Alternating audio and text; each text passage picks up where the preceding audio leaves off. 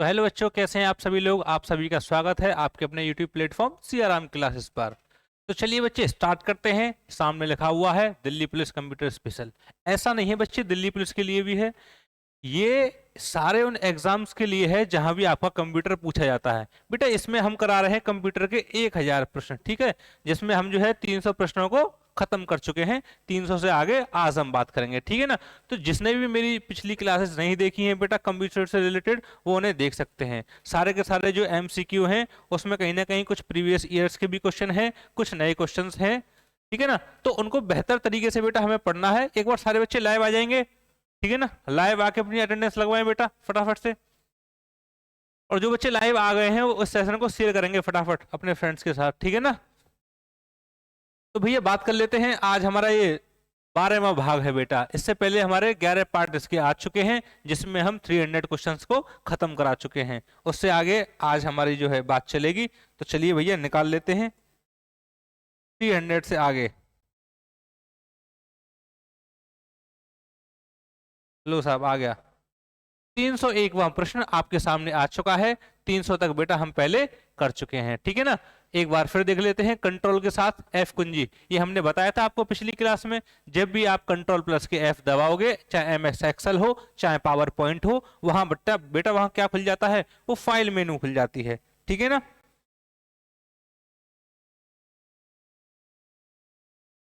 बात समझ में आ गई क्या? फाइल मेनू, ठीक है ना। कौन सा ऑप्शन आएगा? फाइल मेनू आएगा। बताइए यहां तक कोई तकलीफ? चलिए तो फिर आज की श्री गणेश करते हैं। पहला प्रश्न 301 आपके सामने। बताइए एक्सेल में F11 कुंजी से क्या होता है। देखिए बेटा ये जो कुंजी है ना, ये शॉर्टकट कीज हैं। ये आपको तभी आएंगी जब आप इनका प्रयोग खुद करके देखेंगे। एक्सेल चलाइए, एक्सेल की क्लास लीजिए, ठीक है ना। यूट्यूब पे बहुत सारे आपको वीडियोस मिल जाएंगे, वहां से आप एक्सेल को थोड़ा बहुत सीखिए। सीखने के बाद जब आप खुद से प्रैक्टिस करेंगे तब आपको पता लगेगा कि कौन सी शॉर्टकट कीज कहाँ काम आती है। बात समझ में आ गई नहीं आई? ठीक है ना। तो बेटा ये F11 आती है, चार्ट मेनू खुलता है इससे। क्या खुलता है? चार्ट मेनू खुलता है। और मैक्रोज खुलते हैं बेटा, ये हम आपको पहले ही बता चुके हैं, ऑल्ट प्लस के F8, ठीक है ना। ALT प्लस के F8। इससे बेटा आपका मैक्रोस डायलॉग बॉक्स खुलता है, जिससे कि हम उसमें एडिटिंग वगैरह कर सकते हैं, ठीक है ना, या डिलीट वगैरह कर सकते हैं। तो मैक्रोस बॉक्स खुलता है आपका ऑल्ट प्लस के F8 से। बाकी F11 से बेटा ये आपका खुलता है चार्ट मेनू, ठीक है ना। तो ये जब आप प्रैक्टिस करोगे तभी आपको पता लगेगा, ठीक है ना। फिलहाल तो इसे याद रखेंगे। आगे बढ़ते हैं 302। पिवट टेबल किससे संबंधित है? हाँ जी साहब बताइए। पिवट टेबल नहीं समझ में आ रहा तो यहां लिख देता हूं PIVOT। बताइए साहब, एक्सेल से संबंधित है, ईमेल से संबंधित है, चैट से संबंधित है, या मदरबोर्ड से है, या फिर बेटा ये किससे संबंधित है आपकी? इनमें से कोई नहीं। ABCD थोड़ा बहुत एलिमिनेट करके देखेंगे और कमेंट सेक्शन में कमेंट करके बताएंगे बेटा क्या हो सकता है इसका उत्तर। बताइए।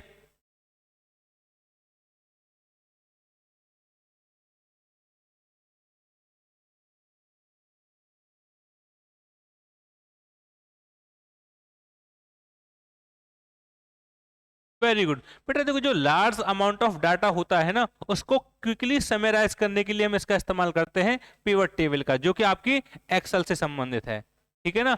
एक्सेल में जो भी बेटा लार्ज नंबर ऑफ डाटा होता है उसे क्विकली समराइज करने के लिए हम इस्तेमाल करते हैं PIVOT पिवट टेबल का, जो कि किसमें है बेटा? ये है आपकी MS एक्सेल में, ठीक है ना। तो चलिए आगे बढ़ते हैं। GUI का पूरा नाम क्या है?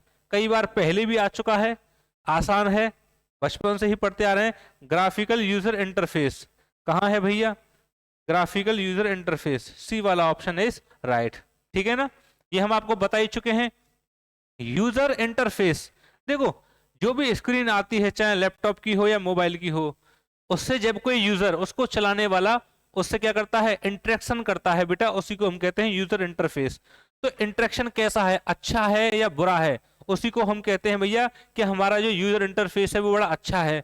अगर आप चीजें आसानी से ढूंढ पा रहे हैं स्क्रीन पर, आसानी से चला पा रहे हैं, तो इसका मतलब यूजर इंटरफेस बड़ा अच्छा है, यूजर फ्रेंडली है, ठीक है ना।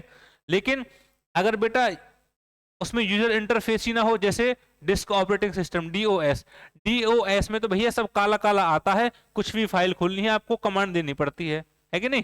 कमांड दोगे फोल्डर खोलने के लिए भी, तो वहां तो भैया कुछ भी दिखता नहीं है। लेकिन GUI तब से आया है तो यूजर इंटरफेस बेटा कैसा हो गया है, ग्राफिकली हो गया है। तो मतलब वहां पर आइकन बने आ जाएंगे, कोई फोल्डर सा बना आ जाएगा, कोई भी फोल्डर खोलना है, म्यूजिक का है या वीडियोस वगैरह देखने हैं, ठीक है कि नहीं, या कोई एप्लीकेशन खोलना है तो एप्लीकेशन के सामने भैया, जैसे आपको डिक्शनरी का कोई एप्लीकेशन खोलना है तो यहाँ उसका नाम लिखा आएगा डिक्शनरी, तो भैया आप क्या करोगे, इसे यहाँ से ओपन कर लोगे इस वाले ऐप को, ठीक है ना? तो इसका सिंपल सा मतलब है ग्राफिकली क्या है, यूजर इंटरफेस है। जो भी ये यूजर इंटरफेस है भैया, इसमें ग्राफिक्स हैं, उनके माध्यम से आप इसे क्या कर सकते हैं, एक्सेस कर सकते हैं, इसके साथ इंटरेक्शन कर सकते हैं।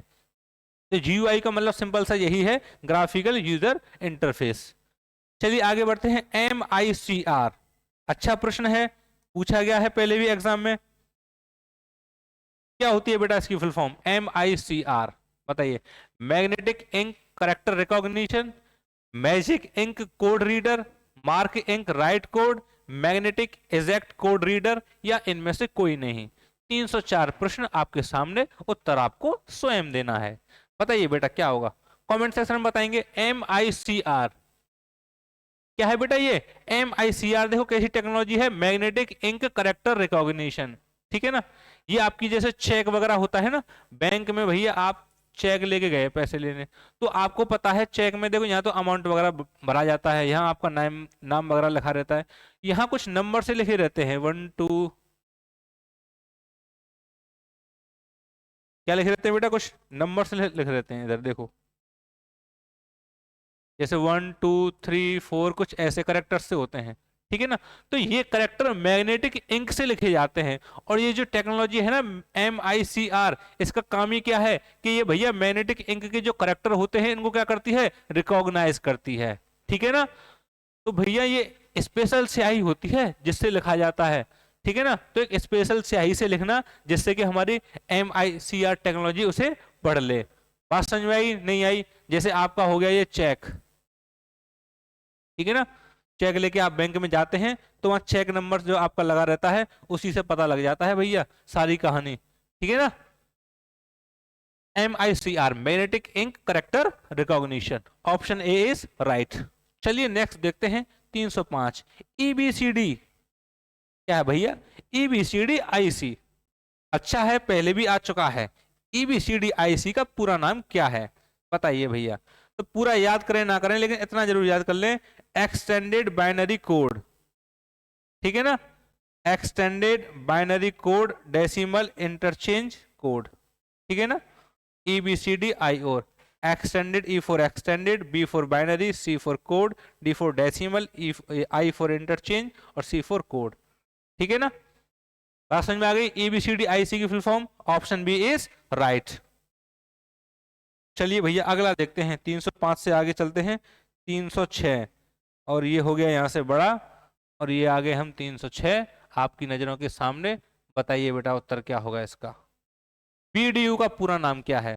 पहले भी आया है, ये क्या है? एक डिस्प्ले यूनिट है, विजुअल डिस्प्ले यूनिट, जो आपके मॉनिटर होते हैं, ठीक है ना? VDU visual display unit, option A is right. ज्यादा कुछ सोचना विचारना है नहीं, सीधा सीधा उत्तर लगा देना है, आसान है, पहले भी पढ़ चुके हैं, बचपन से पढ़ते आ रहे हैं। 306 CRT का पूरा नाम क्या है? ये भी आसान है, कई बार पहले भी आया है, कैथोड रे ट्यूब की शॉर्ट फॉर्म होती है CRT। बताइए भैया, CRT कैथोड रे ट्यूब। बताओ, कोई दिक्कत परेशानी बाधा हैरानी संकट, कोई भी भारी समस्या, हर समस्या का समाधान क्या है बेटा? सियाराम क्लास, ठीक है ना? 307 कॉम्पेयर है। हाँ देखो, फाइलों का जो कंपैरिजन होता है ना बेटा, वो होता है आपका कहाँ? अरिथमेटिकल, ये अरिथमेटिक फंक्शन होता है, ठीक है ना? ALU का अरिथमेटिक कार्य होता है, उसी को हम क्या कर देते हैं? कंपेयर या फिर फाइल कंपैरिजन। बताओ, कोई दिक्कत? बहुत सुंदर। चलिए आगे बढ़ते हैं, अगला प्रश्न 308। ये तो भैया यहां से गायब भी कर दिया 308 तो।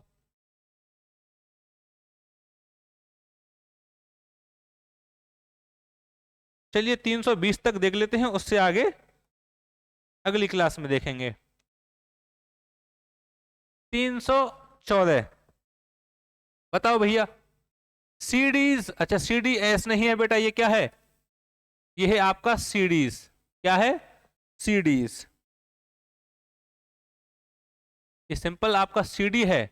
आती है ना जो सीडी डीवीडी जो आती है, कह रहा है कि उसका आकार कैसा होता है? वर्गाकार होती है, आयताकार होती है, गोल होती है, या आपकी षटकोणीय होती है? बताइए, सिंपल सा प्रश्न है, आप सभी को पता है भैया सीडी कैसी होती है? गोल होती है। तो 314 का बेटा ऑप्शन सी इज राइट। आगे बढ़ेंगे 315। इस प्रकार के हार्डवेयर में ऐसे डिवाइस होते हैं जो डाटा को एक ऐसे रूप में ट्रांसलेट कर सकते हैं जिसे कंप्यूटर प्रोसेस करता है। बिल्कुल साहब। कौन से होते हैं भैया? वो इनपुट डिवाइस होते हैं, या आउटपुट डिवाइस होते हैं, या सिस्टम डिवाइस होते हैं, या एप्लीकेशन होते हैं? बताइए। कह रहा है कि इस प्रकार के हार्डवेयर में एक ऐसे डिवाइस होते हैं जो डाटा को ऐसे रूप में ट्रांसलेट कर दें कि भैया उसे कंप्यूटर प्रोसेस कर सके। तो भैया वो तो इनपुट डिवाइस होते हैं। इनपुट डिवाइस में ही ऐसे हार्डवेयर होते हैं जो डाटा को कहां पहुंचा देते हैं? कंप्यूटर के पास, सीपीयू के पास, जिससे वो उसे प्रोसेस कर सके। तो 315 का तो एक ही उत्तर हो सकता है बेटा, क्या होगा? इनपुट। क्या होगा साहब? इनपुट होगा। बताइए, यहां तक कोई तकलीफ, कोई समस्या? चलिए आगे बढ़ते हैं। किसी विशेष टास्क को करने के लिए एक अन्य की के साथ कौन सी की प्रयोग की जाती है? बिल्कुल साहब, पहले भी हम आपको बता चुके हैं। स्पेशल की जो है भैया CTRL। कौन सी है स्पेशल की? वो CTRL। कंट्रोल, ठीक है ना? कंट्रोल प्लस के C,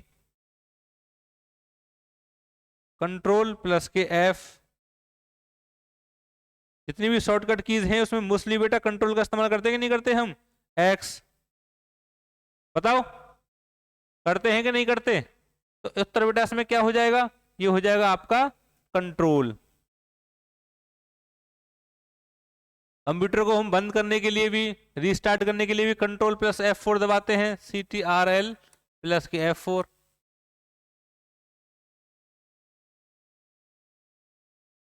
तो बेटा किसी विशेष टास्क को करने के लिए जो भी हम की दबाते हैं उसके साथ एक अन्य की दबाई जाती है। वो ना तो एरो होती, ना ही स्पेस बार होता है, ना ही फंक्शन की होती है, वो होती है आपकी कंट्रोल की। क्या होती है बेटा? कंट्रोल दबाते हैं। बात समझ में आई यहां तक? 317। किसकी सहायता से एनिमेटेड कैरेक्टर MS ऑफिस में आते हैं? हाँ जी साहब बताइए, किसकी सहायता से आएंगे? ऑफिस वर्क, कोफिन असिस्टेंट, या ऑफिस असिस्टेंट, या उपयुक्त सभी, या इनमें से कोई नहीं? बताइए साहब, किसकी सहायता से आएंगे एनिमेटेड कैरेक्टर? भैया एनिमेटेड कैरेक्टर तो MS ऑफिस में ऑफिस असिस्टेंट की सहायता से ही आएंगे। इसकी सहायता से आएंगे बेटा? ऑफिस असिस्टेंट की सहायता से। बताइए, आएंगे कि नहीं आएंगे? 318। पावर पॉइंट है, क्या ये टाइपिंग सॉफ्टवेयर है? बिल्कुल नहीं है। क्या एक वेबसाइट है? नहीं है। क्या बेटा गेम है? नहीं है। ये क्या है? एक प्रेजेंटेशन सॉफ्टवेयर है। क्या है भैया? Presentation software. प्रेजेंटेशन बनती है इसके थ्रू, है कि नहीं? पावर पॉइंट के थ्रू। ठीक है ना? कोई दिक्कत तो नहीं? यहां तक आसान है। चलिए साहब, आज का सेकंड लास्ट प्रश्न देख लेते हैं। ASCII। बिल्कुल साहब, CCC वगैरह इनके एग्जाम में तो कई बार पूछा गया है बेटा। ये ASCII का पूरा नाम क्या है?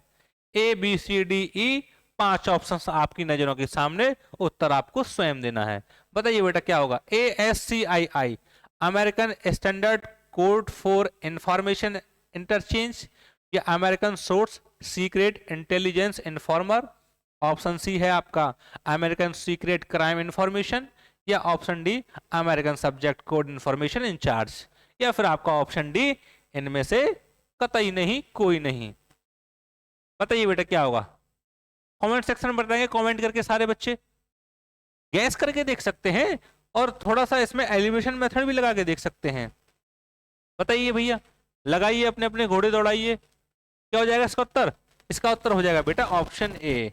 ASCII means American standard code for information interchange. ठीक है ना साहब? आपको याद होना चाहिए, अच्छा प्रश्न है, कई बार एग्जाम में पूछा गया है। ASCII की फुल फॉर्म। ठीक है, आगे बढ़ते हैं। आज का लास्ट प्रश्न चौथी पीढ़ी के कंप्यूटर का मुख्य पुर्जा है। कह रहे कि जो चौथी पीढ़ी थी उसमें मेनली क्या आइटम लगा था।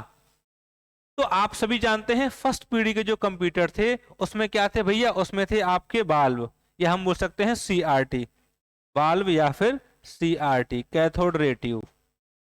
ठीक है ना साहब, फर्स्ट पीढ़ी के कंप्यूटर इसी से बने थे। इसके बाद मैं बात करता हूं सेकंड पीढ़ी के कंप्यूटर, तो बेटा उसमें आ गया था आपका ट्रांजिस्टर आ गया था, बताओ आया कि नहीं आया था। फिर थर्ड पीरियड में आ गई थी आपकी integrated circuit chip, IC chip, आई थी कि नहीं आई थी बेटा, हम कई बार पढ़ भी चुके हैं। ठीक है ना, देखो अलग से पढ़ने की जरूरत नहीं है, 1000 प्रश्न है इसके, जब हमने 300 प्रश्न कर लिए ना तो 300 प्रश्नों में ही बेटा हमने बहुत कुछ सीख लिया है। तो ये सब हम वहीं सीख चुके हैं कंप्यूटर की पीढ़ी, ठीक है ना, और उनमें कौन कौन सी चीजें इस्तेमाल होती आई हैं, तो वो सब हम पहले भी पढ़ चुके हैं। एक बार फिर रिवीजन कर लेते हैं, प्रश्न अच्छा है और इससे हम यहाँ ये पता लगा सकते हैं कि भैया ये तो चौथी पीढ़ी का पूछ रहा है, लेकिन पहली दूसरी तीसरी में भी कौन कौन सा इस्तेमाल हुआ है। तो आप सभी जानते हैं पहली पीढ़ी में वाल्व या सीआरटी कैथोड रे ट्यूब इस्तेमाल हुआ, दूसरी पीढ़ी में बेटा ट्रांजिस्टर इस्तेमाल हुआ, तीसरी पीढ़ी में आपका integrated circuit chip IC chip इस्तेमाल हुई। इसके बाद बेटा चौथी पीढ़ी में हुआ आपका ऑप्शन ए, जो कि राइट आंसर है, माइक्रो प्रोसेसर। ठीक है साहब, क्या है, माइक्रो प्रोसेसर। इसके बाद बेटा अब जो पांचवी पीढ़ी चल रही है उसमें हम पढ़ते हैं आर्टिफिशियल इंटेलिजेंस का इस्तेमाल, एआई का इस्तेमाल। ठीक है ना, तो ये चारों पीढ़ियों में से, ये पांचों पीढ़ियों में से आपसे बेटा कुछ भी पूछा जा सकता है एग्जाम में, तो आपको पता होना चाहिए।